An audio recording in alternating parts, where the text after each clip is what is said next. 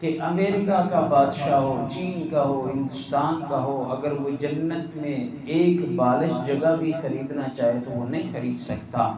ہاں ایک مسلمان فقیر، وہ ادنا مسلمان جس کو جہنم میں اللہ نے بھیجا تھا، اس کو نکال کر اس کی جنت اتنی بڑی ہوگی جو اس دنیا سے 10 مرتبہ بڑی ہوگی، اور اس کے لیے حوریں استقبال کریں گی۔ 70-80 ہزار ان کے خادم ہوں گے، اور 70-80 ہزار جیسے کھانے اس کے سامنے پیش کیے جائیں گے، وہ پیتے ہوئے اور کھاتے ہوئے تکتا نہیں ہوگا، معدے کا کوئی مرض نہیں ہوگا۔ جب وہ شراب ہو کر ایک محل کی طرف دیکھے گا، وہ محل کا دروازہ کھلے گا، ایک حور تخت پہ بیٹھی ہوگی، اس حور کا حسن اتنا ہوگا کہ وہ 40 سال تک یہ جنتی دیکھتا ہی رہ جائے گا۔ وہ حور آگے سے کہے گا تجھے کوئی رغبت نہیں مجھ میں، صرف دیکھتے ہی رہو گے؟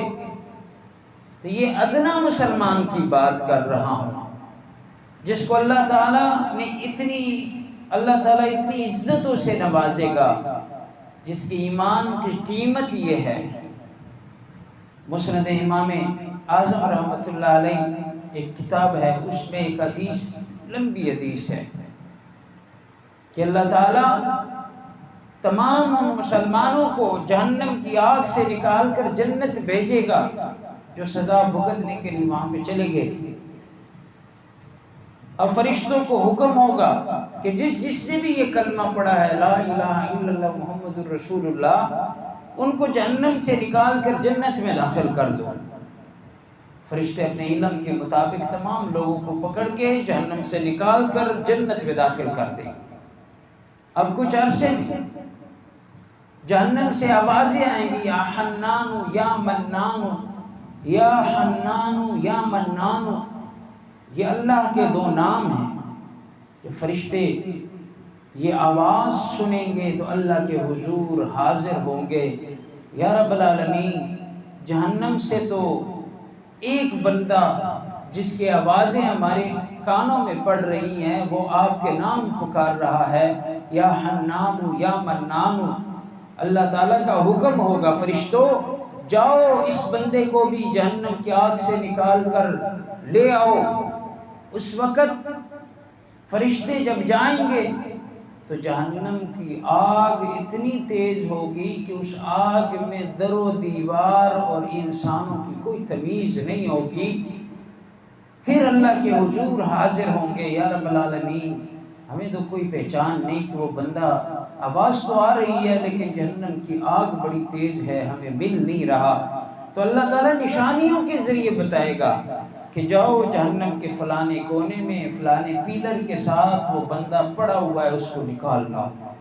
اب فرشتے جہنمی جن کی جہنم پہ ڈپٹی ہوتی ہے، داروغے، ان کو جہنم کی بڑی پہچان ہوتی ہے۔ جس طرح کہ گھر کی عورت گھر میں کام کاج کرتی ہے، اگر بجلی چلی بھی جائے، گلاس کی ضرورت ہو، کسی برتن کی ضرورت ہو، تو سیدھی جا کے اندھیرے میں بھی وہاں پہ پہنچ جاتی ہے، یا بورڈ کا بٹن نیچے کرنا ہوا ہو یا اوپر کرنا ہوا ہو تو اندھیرے میں بھی جا کے اندازے سے وہاں پہ چلے جاتی ہے کہ فلاں کا کمرہ ادھر ہے، فلاں کا ادھر ہے، ادھر میری چارپائی ہے، ادھر فلاں چیز ہے، ادھر فلاں چیز۔ جہنم کے داروغہ وہ جہنم میں ایسے ہی پہچان رکھتی ہے، اللہ نشانیوں سے بتائے گا، وہ فرشتہ جا کر جب دیکھے گا اس کو نکالے گا، اور اس کی کیفیت وہ اس حالت میں ہوگا، وہ مسلمان جو جہنم میں ہوگا کہ اس کی یہ پاؤں اور ہاتھ گردن کے ساتھ باندھے ہوئے ہوں گے، اور اس کی عجیب حالت ہوگی کہ جہنم کے سام بچھو وہ اس سے اندر اور باہر آتے ہوں گے۔ وہ فرشتے ایسے پکڑ کے، حدیث پاک میں ہیں کہ فرشتہ جب ان زنجیروں سے پکڑ کر اس جہنمی کو اٹھائے گا تو ایسے جھنجھوڑے گا، وہ تمام جو سام بچھو ہیں وہ نیچے گر جائیں گے اور اوپر لا کے رکھ دے گا۔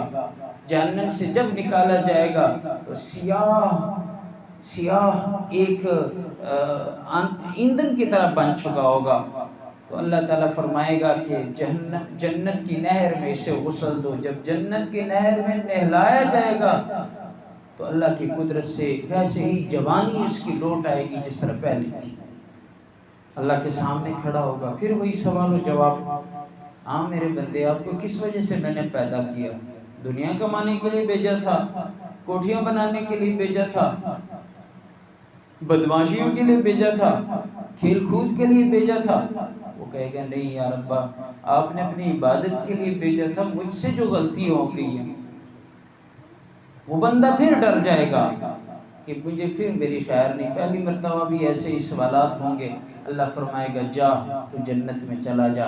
اب یہ جب جنت جائے گا تو اسے ایک ادنا آدمی جو آخر میں جنت سے نکال لیا گیا، اس کی جنت اتنی بڑی ہوگی جس طرح اس دنیا کے 10 گنا زیادہ کر کے اتنی بڑی جنت اللہ تعالیٰ اس سے عنایت فرمائے گا.